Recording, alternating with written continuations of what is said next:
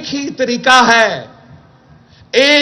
طریقہ ہے کہ یہ چوتھی بار والا سازش، یہ پرانے سیاست پہ مبنی سازش، یہ نفرت اور تقسیم کی سیاست کی سازش کو اگر آپ نے روکنا ہے، اگر آپ چاہتے ہو کہ میاں محمد نواز شریف صاحب آپ کا چوتھی بار وزیر اعظم نہ بنے، تو پھر اس صوبے کے عوام کو، اس ملک کے عوام کو یہ جاننا پڑے گا کہ ایک ہی نشان ہے جو ان کا راستہ روک سکتا ہے۔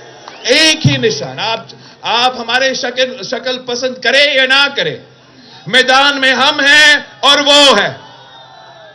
ہم ہی وہ جماعت ہے جو شیر کا راستہ روک سکتے ہیں، جو شیر کا شکار کروا سکتے ہیں اور عوام کو انصاف دلوا سکتے ہیں۔ ہم ہی وہ جماعت ہے جن کے پاس ایک پورا کا پورا منصوبہ ہے۔ باقی جماعتوں سے پوچھے، آپ تبدیلی والے سے پوچھیں کہ تبدیلی لانے کے لیے کیا منشور ہے آپ کے پاس۔ آپ میاں صاحبان سے پوچھیں کہ چوتھی بار آپ بننے چاہ رہے ہو، کرنا کیا چاہتے ہو، جواب نہیں ہوتا۔ آپ مولانا سے پوچھتے ہو، وہ کہتے ہیں کہ کتاب پہ تھپا لگا ہے، آپ جنت چلے جائیں گے۔ میں الیکشن اس لیے لڑ رہا ہوں، اپنی ذاتی مفاد کے لیے نہیں، اپنی ذاتی انا کی وجہ سے نہیں، کسی ذاتی دشمنی کی وجہ سے میں الیکشن نہیں لڑ رہا ہوں۔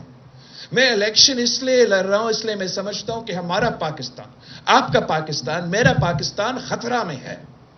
جس تاریخی معاشی بحران سے ہم گزر رہے ہیں، پاکستان کی تاریخ میں ایسے بحران سے ہم نہیں گزر چکے۔ اس کی بوجھ پاکستان کے عوام بھگت رہے ہیں۔ تاریخی مہنگائی، تاریخی بے روزگاری، تاریخی غربت کا سامنا آپ کو کرنا پڑ رہا ہے ان کی پرانی سیاست کی وجہ سے۔ وہی دہشت گرد جن کو آپ نے شکست دلوائے، وہ ایک بار پھر اپنا سر اٹھا رہے ہیں ان کی پرانی سیاست کی وجہ سے۔ یہ کس قسم کی سیاست ہے؟ یہ کس قسم کی حکمرانی ہے؟ اب دنیا میں ایک مثال مجھے اٹھا کے دے جہاں کوئی ملک، کوئی قوم اپنا دشمن کو شکست دلوا دے۔ دہشت گردوں کو ہم نے فاٹا سے نکال دیا، خون کی قربانی دے کے آپ نے ان کو شکست دلوائے تھے۔ کون ہوتا ہے خان صاحب کہ وہ شہدا کے خون پہ سودا کر کے ان کو دعوت دے کہ اسی قبائلی علاقوں میں آ کے آپ ایک بار پھر جو ہے آ کے رہے۔ ان کی فیصلوں کی وجہ سے آج ایک بار پھر وہ سر اٹھ رہا ہے، مگر یہ میرا آپ سے وعدہ ہے کہ میں اس سر کو کاٹوں گا۔ کبھی بھی نہیں یہ برداشت کروں گا کہ وہ دہشت گرد جنہوں نے میرے عوام کے خون کے ساتھ ہولی کھیلا تھا، کہ وہ ایک بار پھر میرا ملک پہ مسلط ہو۔ ہم پہلے بھی لڑے تھے، آج بھی لڑنے کے لیے تیار ہے، مگر ہمارا سودا پہ سودا کرنے کے لیے تیار نہیں ہے، عوام کے حقوق پہ سودا کرنے کے لیے تیار نہیں۔ اور معاشرے میں جو بحران پیدا ہوا ہے، آپ نے ایسے بحران کبھی دیکھا ہے؟ ایسے تقسیم، ایسے نفرت، مطلب بھائی بھائی سے لڑ رہا ہے، پاکستانی کو پاکستانی سے لڑوایا جا رہا ہے۔ اس طریقے سے کوئی ملک چل سکتا ہے؟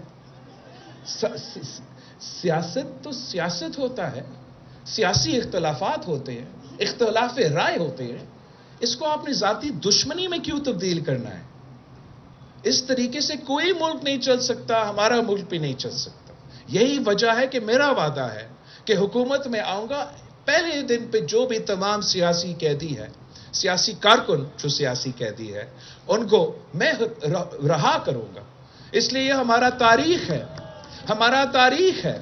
شہید محترمہ بینظیر بھٹو وزیر اعظم بنی، وہ کہہ سکتی تھی جو بھی قائد عوام کو کی شہادت میں انوالو تھے، چاہے وہ جج صاحبان ہو، چاہے وہ سیاستدان ہو، چاہے وہ بیوروکریسی ہو، ان سب کو میں پھانسی پہ چڑھا دوں گی۔ 8 فروری کو اتنا ہمارا پاکستان کے عوام سے اپیل ہے کہ چنو نئی سوچ کو، چنو پاکستان کو، چنو پاکستان پیپلز پارٹی کو. اس نفرت، اس تقسیم کی سیاست کو ہمیشہ کے لیے دفن کریں. میں نون لیگ کے نظریاتی کارکن سے اپیل کرتا ہوں کہ نون لیگ اب تو ووٹ کا عزت نہیں، ووٹ کا بےزتی کروا رہا ہے. آپ اگر نظریاتی نون لیگ کا کارکن بھی ہو تو آپ کے لیے بھی ایک ہی نشان ہے اور وہ یہ تیر ہے. میں پی ٹی آئی کا کارکن سے، پی ٹی آئی کا ووٹر سے بھی بات کرنا چاہ رہا ہوں کہ میں جانتا ہوں کہ آپ آج کل جذباتی ہوں گے، جانتا ہوں کہ آپ آج کل جذباتی ہوں گے. آپ کی اپنی فیصلہ ہے، ووٹ تو ضرور ڈالنا، ووٹ تو ضرور ڈالنا، یہ ان کا حق ہے. قائد عوام نے ان کو یہ حق دیا، یہ طاقت دیا، وہ طاقت استعمال کریں. مگر اگر وہ کسی دوسری جماعت پہ اپنا ووٹ ضائع کرتے، یا اگر وہ کسی انڈیپینڈنٹ کینڈیڈیٹ پہ اپنا ووٹ ضائع کرتے ہیں تو میاں صاحب نے چوتھی بار وزیر اعظم بننا ہے. اگر وہ اپنے ووٹ کسی انڈیپینڈنٹ پہ ضائع کرتے ہیں تو پھر ان کو معلوم ہے کہ پریس کانفرنس ہوگا، پریس کانفرنس کے بعد وہ کہیں گے کہ ہم نے بڑا سوچا اور اب ہم نے شیر کو ووٹ ڈالنا ہے. تو اور میں ویسے ان پہ ترس کرتا ہوں. ترس کیوں کرتا ہوں؟ کہ ان کی پورا قیادت، اب ان کا قیادت نہیں رہا.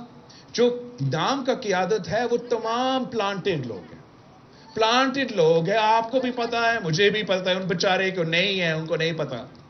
یہ کیسے ہو سکتا ہے کہ خان صاحب کا پارٹی کا نشان کا کیس چل رہا ہے، چیف جسٹس آف پاکستان یہ کیس سن رہا ہے، اور ان میں سے ایک planted leader P T I کا کیس کا 2 دن پہلے اٹھ کے گالی دیتے ہیں چیف جسٹس کو اور کہتا ہے یہ گالیاں میں نہیں، خان صاحب دلوا رہا ہوں.